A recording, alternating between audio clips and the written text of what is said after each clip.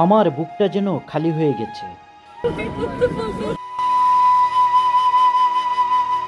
প্রাণপ্রিয় বন্ধু কারিনা কাইসারকে হারিয়ে শোকে পুরাপুরি ভেঙে পড়েছেন কামরুন নাহার ডানা, যিনি ডানাবাই জুস নামে পরিচিত।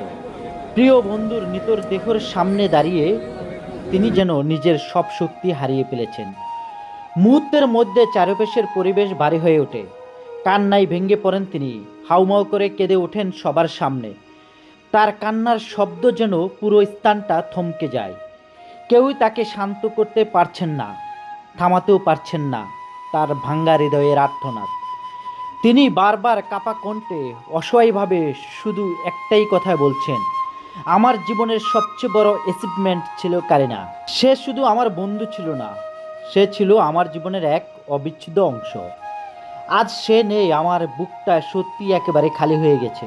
প্রতিটি শব্দে তার শোক আরও গভীর হয়ে ওঠে।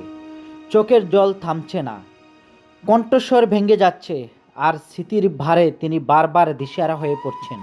চারপাশের মানুষ নীরব, স্তব্ধ হয়ে শুধু দেখছে এই ভাঙ্গা মানুষটিকে।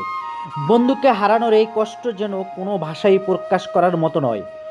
ডানা শুধু কাঁদছে, থেমে থেমে, ভেঙে ভেঙে, যেন পুরো পৃথিবীটাই হারিয়ে গেছে কারিনা কাইসারের সাথে।